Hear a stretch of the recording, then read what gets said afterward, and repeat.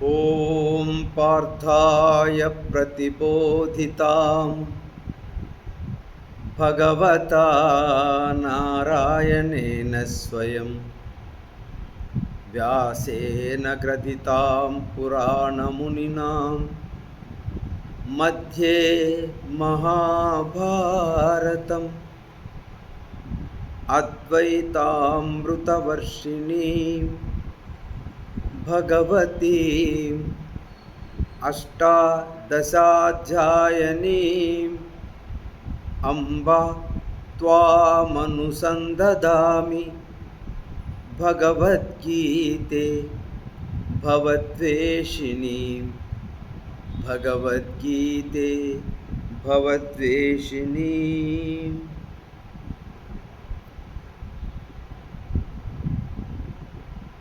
గీతా ప్రియులకు ఆత్మబంధువులకు నమో నమః.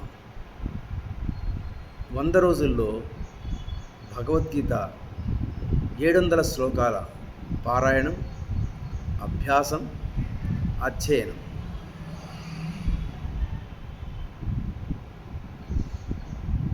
ఈరోజు 33వ రోజు, 5వ అధ్యాయం కర్మ సన్యాస యోగం నుండి 21వ శ్లోకం నుంచి ఈరోజు తెలుసుకుందాం. నిన్న 32వ రోజున మనం ఎవరైతే అంతటా సర్వత్రా ఆ పరమాత్మ సమంగా ఉన్నాడు, అందరిలో ఉన్నాడు, అన్నింటిలో ఉన్నాడని తెలుసుకుంటారో వారు తన ఈ జన్మలోని ఈ సంసార బంధాన్ని, ఈ ప్రపంచాన్ని జయించిన వారవుతారు.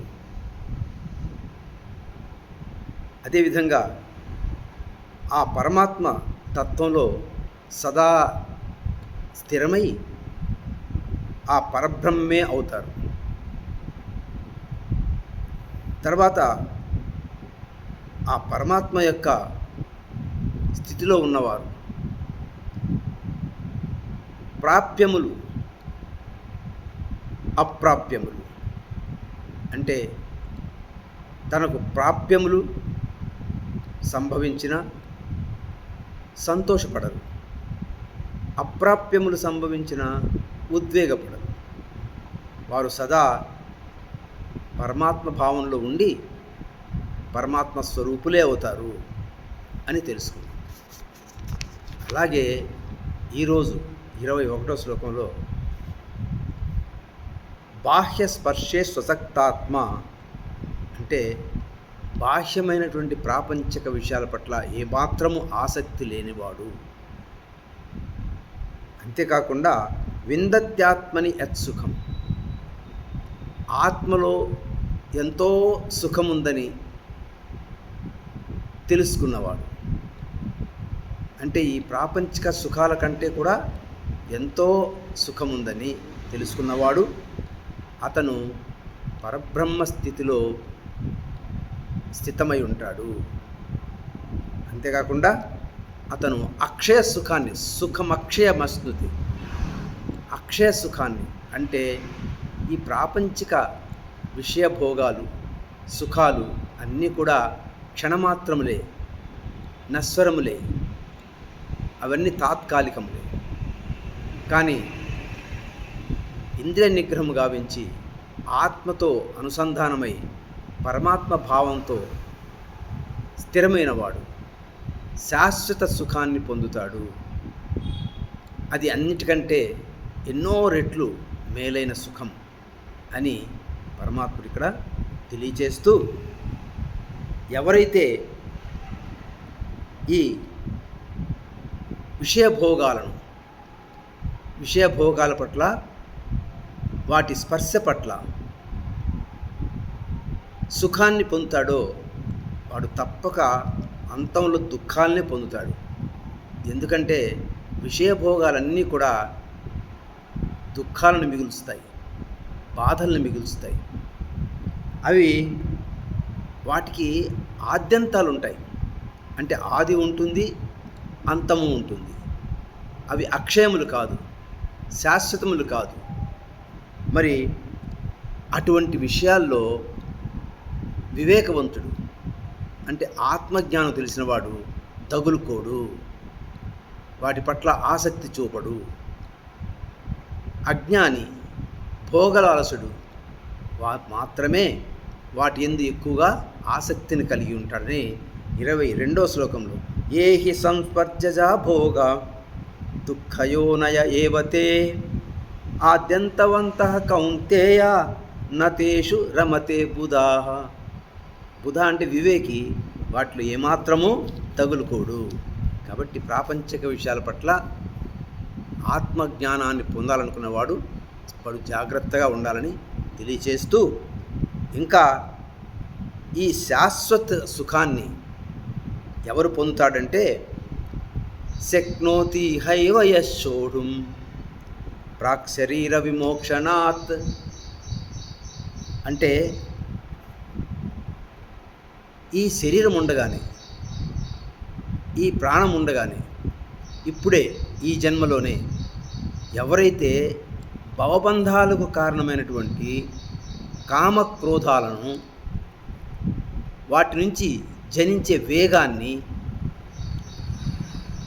తట్టుకుంటాడో, అంటే వాటిని వెల్లడించడు, కామక్రోధాలని బహిర్గతం చేయడు, వాటి వేగాన్ని తట్టుకుంటాడో వాడే నిజమైన సుఖవంతుడు. అర్థమైందండి? అంటే ఈ యొక్క శరీరంలో కామక్రోధాదులు మన అన్ని ఇంద్రియాలలో, మనస్సులో, బుద్ధిలో స్థావరాలు ఏర్పరచుకొని ఉంటాయి. అవి మన ఆత్మజ్ఞానానికి శత్రువులు, అవి కప్పేసి ఉంటాయి. అందుకని పరమాత్ముడు వాటిని తరిమి కొట్టమన్నాడు. ఆ యొక్క కామరూప స్థావరాలను తెలుసుకొని ఆత్మవంతంగా ఎదిగి ఆత్మ అనే ఖడ్గంతో ఈ కామరూపాల్ని బయటికి పంపమని, తరమమని చెప్పాడు. అదేవిధంగా ఇక్కడ సుఖము అనే విషయానికి వస్తే, ఈ కామక్రోధాల నుంచి జనించే వేగాన్ని ఎవరైతే తట్టుకోగలడో వాడే నిజమైన సుఖవంతుడు. అంటే జ్ఞానవంతుడు, వివేకవంతుడు, ఆత్మజ్ఞాని కూడా. అందుకని శక్నోతి హైవ యశోఢుం ప్రాక్ శరీర విమోక్షణాత్ కామక్రోధోద్భవం వేగం సయుక్తః స సుఖీ నరః. వివేకవంతుడు కూడా సుఖంగా ఉండేవాడు కూడా వాడే అని చెప్తూ 21 శ్లోకంలో యో అంతఃసుఖోంతరా రామ, ఎవరైతే ఆత్మతో సుఖిస్తూ ఉంటాడో, ఆత్మతోనే విహరిస్తూ ఉంటాడో, అదేవిధంగా తథాన్యజ్యోతిరేవయః, ఆ అంతర్గతంగా ఉన్నటువంటి ఆత్మజ్యోతిని దర్శిస్తాడు. ఏమండి? ఇంకా అతను బ్రహ్మ నిర్వాణాన్ని పొందుతాడు, అంటే బ్రహ్మ సాయుధ్యాన్ని పొందుతాడు. ఈ బ్రహ్మ సాయుధ్యం అనేది ఏంటంటే, మనము భగవద్గీతను చదువుతున్నప్పుడు శ్రవణ, మనన, అనుష్ఠాన సాయుధ్యం అంటే భగవద్గీతను వినడము, మననం చేయడము, ఆచరించడం, జీవితంలోకి అనుభూతిలోకి తెచ్చుకోవడం, ఆ తర్వాత పరబ్రహ్మ నుంచి సాయుధ్యం పొందడం, పరబ్రహ్మను అనుసంధానం చేయడం. అది ఎప్పుడు సాధ్యమయ్యా అంటే, ఎప్పుడైతే ఆత్మతో సుఖిస్తావో, ఆత్మతో విహరిస్తావో, ఆత్మతో నువ్వు సదా ఆ అంతర్జ్యోతిని, జ్ఞానజ్యోతిని దర్శిస్తావో, అప్పుడే నీకు సయోగి బ్రహ్మ నిర్వాణం బ్రహ్మభూతోది గచ్చతి, ఆ బ్రహ్మ స్వరూపాన్నే పొందుతాడు, బ్రహ్మ సాయుధ్యాన్ని పొందుతాడు. అదే అహం బ్రహ్మస్మి. కాబట్టి కామక్రోధాలనేవి మహా డేంజరస్. మనం దాని వేగాన్ని తట్టుకోగలిగే శక్తి రావాలి మనలో. దానికి సాధన తర్వాత శ్లోకాలు స్వామి చెప్తారు. సో ఈ విధంగా 24వ శ్లోకం చెప్పి ఆ బ్రహ్మ నిర్వాణం, ఆ బ్రహ్మ సాయుధ్యం, ఆ బ్రహ్మతో ఏకీభవం చెందడం, ఆ పరబ్రహ్మ స్వరూపాన్ని పొందడం, ఎలా సాధించినవాడు, ఆ పొందినవాడు ఎలా ఉంటాడు అంటే ఋషయ, ఆత్మజ్ఞానంలో వృద్ధుడు.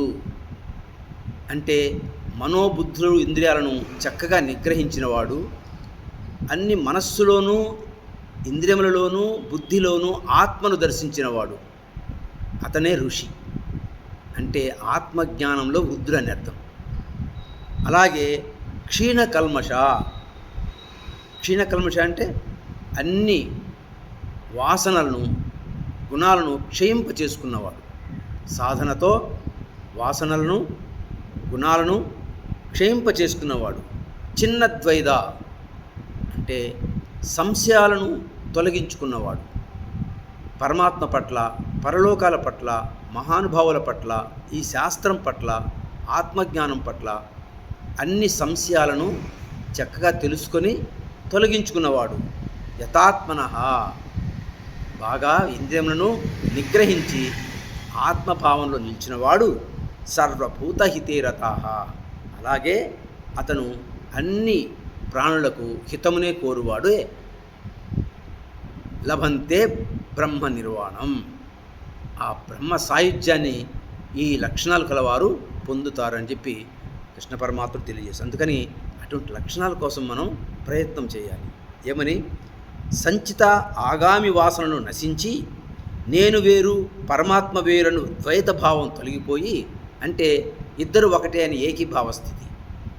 అంటే నేను పరమాత్మ ఒక్కటే అనే భావాన్ని పెంచుకొని మనస్సును ఏకమేవాద్వితీయం బ్రహ్మ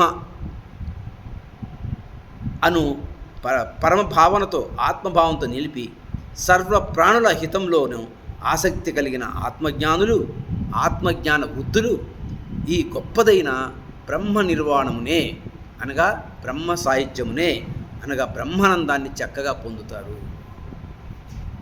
సో ఈ విధంగా 25 శ్లోకం చెప్పి ఇక 26వ శ్లోకంలో ఈ ఇంకా అతని యొక్క లక్షణాలు చెప్తున్నారు. బ్రహ్మ నిర్వాణం పొందిన వారి లక్షణాలు ఇంకా ఏమండి? కామక్రోధ వియుక్తానాం, కామక్రోధాదులు ఉన్నాయే వాటి నుంచి విడిపడి, అంటే ఇందాక కామక్రోధ వేగం, ఆ వేగాన్ని తట్టుకోగల శక్తిని పొంది, యతీనాం అంటే ప్రయత్నం చేత, యతచేతసాం బాగా ఇంద్రియములను మనస్సును బాగా నిగ్రహించి, అభితో బ్రహ్మ నిర్వాణం ఆ బ్రహ్మ సాయుధ్యాన్ని చక్కగా పొందడానికి అర్హుడవుతాడు. వర్తతే విదితాత్మనాం అంటే అతనికి ఎల్లవేళల ఎప్పుడు కూడా ఆ బ్రహ్మ సాయుధ్యంలోనే ఉంటాడు, బ్రహ్మ భావంలోనే ఉంటాడు, ఏకీభావ స్థితిలోనే ఉంటాడు. అదే అహం బ్రహ్మస్మి భావన. కాబట్టి కామక్రోధాలు కూడా ఇక్కడ వెరీ ఇంపార్టెంట్ రోల్. నీవు బ్రహ్మ సాయుధ్యాన్ని పొందకపోవడానికి అడ్డు కూడా కామక్రోధాలులే. ఈ కామక్రోధాలను చక్కగా ఎలా నివారించాలి దానికి కృష్ణ పరమాత్ముడు 27వ శ్లోకంలో చక్కగా చెప్తున్నారు. దీన్ని మనం చాలా ప్రాముఖ్యత ఇవ్వాలి. ఎందుకంటే ఇంతవరకు స్వామి కర్మయోగంలో అనేక విషయాలు చెప్పారు. ఆ కర్మలను ఏ విధంగా అంటుకోకుండా చేయాలో చెప్పారు. దానికి కర్తృత్వ భావన లేకుండా ఆత్మజ్ఞాన యోగంలో ఉండమని చెప్పారు. నిష్కామ కర్మయోగంలో కర్మఫలాలను పరమాత్మకు సమర్పిస్తూ ఉండాలని చెప్పారు. కాబట్టి ఈశ్వరార్పణ బుద్ధితో కర్మలు చేయాలి అన్నారు. ఇవన్నీ చేయమని చెప్పి ఇప్పుడు సాధనాపరంగా ఆత్మను నిగ్రహించుకోవాలి. అంటే మనస్సును బాగా నిగ్రహించాలి, ఇంద్రియాలను నిగ్రహించాలి. ఎలా? దానికి ఒక సాధన కృష్ణ పరమాత్ముడు చెప్తున్నారు. ఈ సాధన మనందరకు ఆదర్శనీయం, మనందరికీ తప్పనిసరి చేయాలి.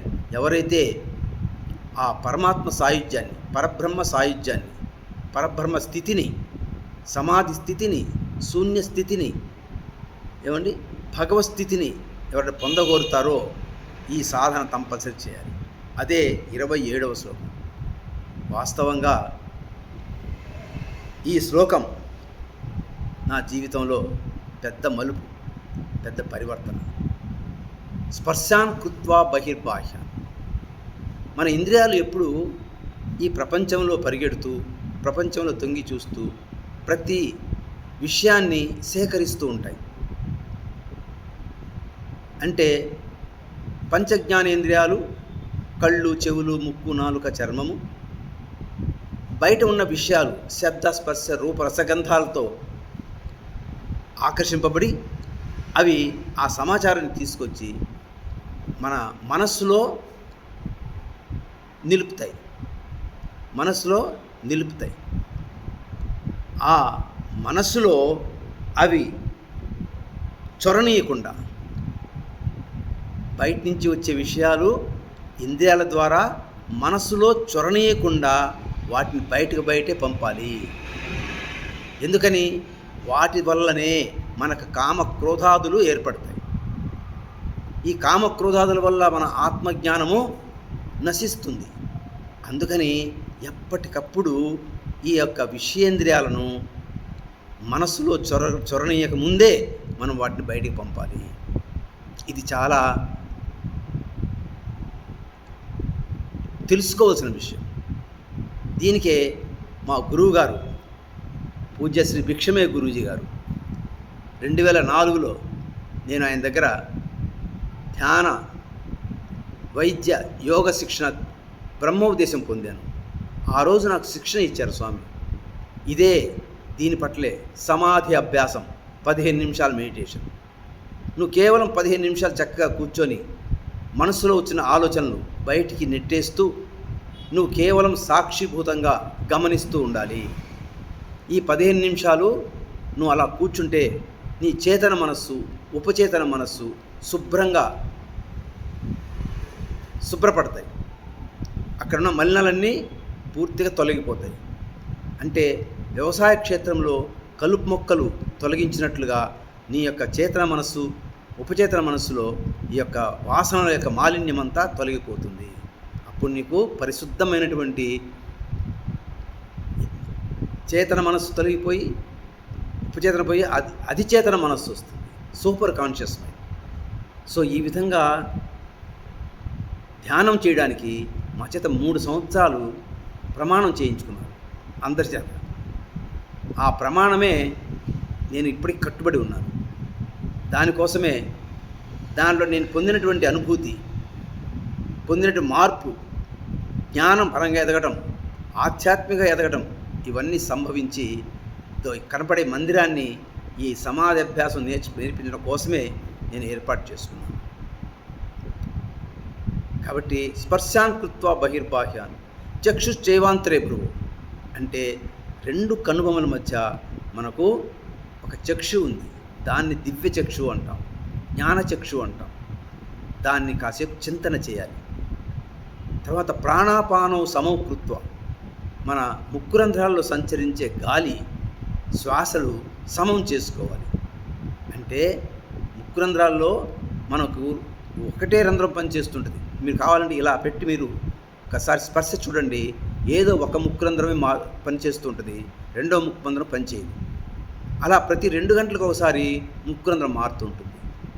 కానీ పరమాత్మకు ఏం చెప్తారంటే 2 ముక్కురంధ్రాల ద్వారా గాలిని అనులోమ విలోమ ప్రాణాయామం ద్వారా ఈ ముక్కుని తీసుకొని ఇలా వదిలి, మళ్ళీ ఇలా తీసుకొని ఇలా వదిలే ప్రయత్నం సాధన చేయాలి.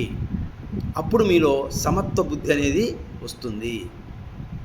సో ప్రాణాపానం సమకృత్వ ఈ విధంగా మనం చేసినప్పుడు దానివల్ల అత్యంత ప్రయోజనం, ఆధ్యాత్మిక ప్రగతి కోసం కావాల్సినటువంటి ప్రయోజనం మనకి లభిస్తుంది. అదేంటంటే 28వ శ్లోకంలో చెప్తారు స్వామి, యతేంద్రియ మనోబుద్ధి, నువ్వు ఇంద్రియములను, మనస్సును, బుద్ధిని జయిస్తావు. మునిర్మోక్ష పరాయణ, మోక్ష పరాయణుడు అవుతావు, మోక్షాన్ని కోరుకుంటావు. అదేవిధంగా యుగతేచ్ఛ భయక్రోధ, ఈ కామక్రోధాదులు ఉన్నాయే అవి వెళ్ళిపోతాయి నీ నుంచి. ఏమండి? అవి వెళ్ళిపోతాయి. తర్వాత సదా ముక్త ఏవ సహ, అతను ఎప్పుడు ముక్తుడు, జీవించి ఉండగానే ముక్తిని సాధించిన వాడవుతాడు. అంటే జీవన్ముక్తుడు. మరణించిన తర్వాత పొందే ముక్తి విదేహి ముక్తి, బ్రతికుండగానే పొందిన ముక్తి జీవన్ముక్తి. ఇలా ఈ 2 శ్లోకాలు 27, 28 చెప్తే సాధన పరంగా మనం ఆచరించాలి. దీనికి నేను నెలకొకసారి అయినా స్పెషల్ మెడిటేషన్ క్లాస్ ఏర్పాటు చేసి ఈ సమాధి అభ్యాసాన్ని అందరికీ చెప్తుంటాను. దీంట్లో ఉన్న విషయాలు conscious mind, sub conscious mind, super conscious mind చెప్పి పరమాత్మ యొక్క తత్వాన్ని వివరించి మనసు యొక్క విశ్లేషణనిచ్చి వాళ్ళకి మెడిటేషన్ నేర్పిస్తూ ఉంటాను. చాలామందికి నేను ఈ కరోనా వచ్చినప్పటి నుంచి ఈ సాధన చేస్తూ ఉన్నాను. కాబట్టి ఈ సాధనలో మెలకువలు తెలుసుకొని మనం ఆధ్యాత్మిక ప్రగతిని సాధించాలి. ఏమండి? ఓం తత్సత్. సర్వే జనా సుఖినో భవంతు, సర్వే సన్మంగళాని సంతు. ఓం తత్సదితి శ్రీమద్భగవద్గీతాసు ఉపనిషత్సు బ్రహ్మ విద్యాయాం యోగశాస్త్రే శ్రీకృష్ణార్జున సంవాదే కర్మసన్యాస యోగో నామ పంచమోధ్యాయః. హరి ఓం. జై